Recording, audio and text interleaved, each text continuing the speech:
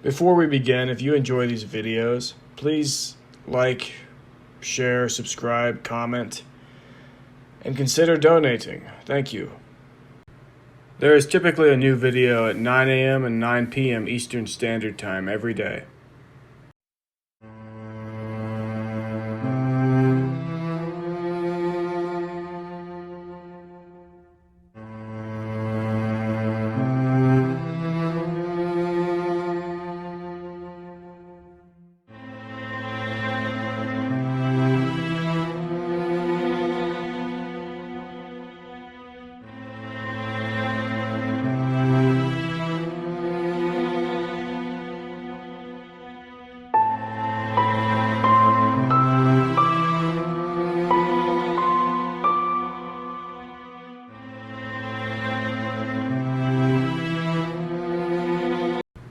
Ash's combat training was long and arduous, and for the past few weeks he had done nothing except attempt to learn to read, fight, both in the open and under cover of darkness, and procure new customers for Harken and his wares, and the guild, he supposed, though he was instructed, obviously, never to speak of them, and with harsh punishments should he deviate that instruction.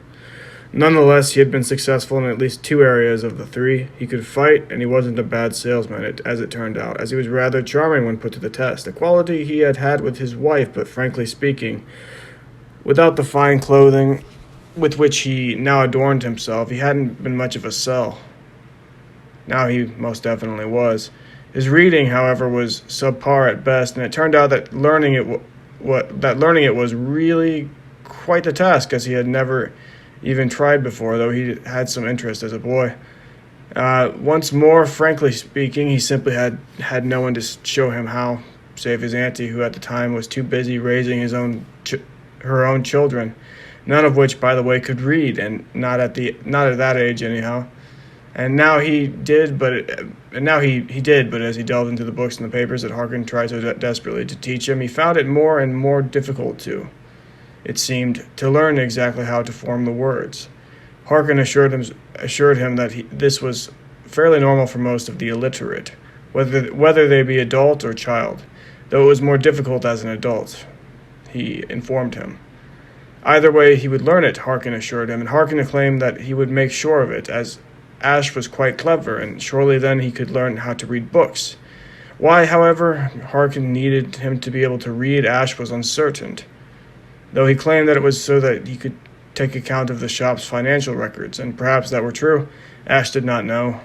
Simply put, he was glad to be given the opportunity to try, and so he did try. Hard, very hard, in fact, though it was an arduous task, and after some time he could read a page, slowly at first, and with some words either too long or too foreign to him that he could not make them out, but he read it, and he learned so with decent speed, as Harken was a good teacher and a better friend.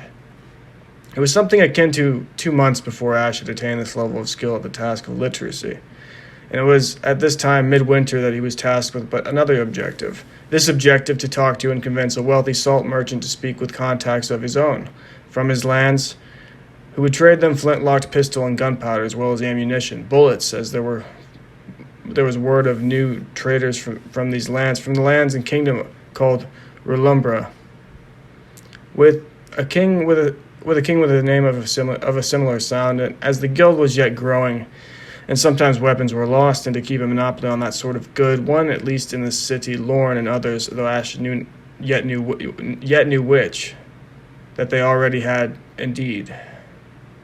Simply put, Ash was to subdue the man, to convince him that he could, and that he should sell them weaponry, which, as a matter of fact, was illegal to do, and so obviously no one could know of it, as without the king's say-so, his stamp, and a letter with his stamp on it, they were not to trade guns, bullets, gunpowder, or any other wares of weaponry that should disrupt or cause tension within their pitiful yet large and incredulous city. Nonetheless, they proceeded just beneath the nose of the king. Nonetheless, they had their own orders, and not of the royalty, no, but of their own accord, and of their own strife, of which the king knew nothing, or very little. This weaponry Ash had been taught much of in his short 2 months at Harken's wares, but he was becoming wealthy enough as he worked tirelessly for Harken, selling and reading and fighting and what he did know of the weaponry now was extraordinarily more than he had in the beginning. In fact, Harken tested him nearly every day, and it went something like this. "What is this?" Harken asked Ash. Ash replied, "This is a flintlocked pistol." "Good. And this?" Harken pointed. "The same, but long-barreled," Ash told him. "Correct. What is it for?" Harken specified. "Long-distance shots." Harken nodded. "And this one?" "A cannon blaster." "And what does it do?" "A two-handed weapon, the cannon blaster..." Ash began. "A two-handed weapon, the cannon blaster acts as an ideal weapon for short-range shooting. It holds but one bullet and its corresponding gunpowder and must be quickly reloaded. However, it can be quite handy in a pinch." You say that almost as I did," Harken said, obviously pleased with himself and Ash's performance. "Thank you, Harken," Ash said. He did not call him sir, as they were already too familiar with one another, and Harken seemed to be an easy man to get along with for whatever reasons, and they were close in age. "It's no problem," Harken nodded. "You speak well. Keep it up and you'll do very well, I'm sure of it, Ash." Ash nodded. Harken picked up and, whilst cleaning the cannon blaster, subsequently placing it back in its place on a shelf alongside probably a dozen other guns of different caliber and purpose, asked Ash curiously, as Ash paced slowly. His hand rested beneath his chin. "So you're ready for your task?" Ash perked up as if surprised, as if he had not noticed what he had been doing or thinking of, and said, "Oh yes, of course." "It's not too much for you," Harken grinned. "I should be able to handle it," said Ash, lowering his hand and picking up one of the long-barreled flintlock pistols. "Thought you'd have hired me for something else, to be frank with you, Harken." "Oh, you're not a killer yet." "Sure I am," Ash assured him. Have you yet seen me with sword and pistol?" "I've yet seen you kill a man," said Harken more seriously. "And besides," he said to ease the tension that was growing, "it's rarer a task than you may think. We do not kill just anybody without cause or for any reason." Ash set down the pistol and nodded. "For the best, I suppose." "'Tis," Harken assured him. "But rest assured, when it needs to be done, you will be tested." Ash nodded. "I am ready." "Good," said Harken. "Now clean the rest of these," he ushered to the rest of the guns on the table, "and set them in their proper places."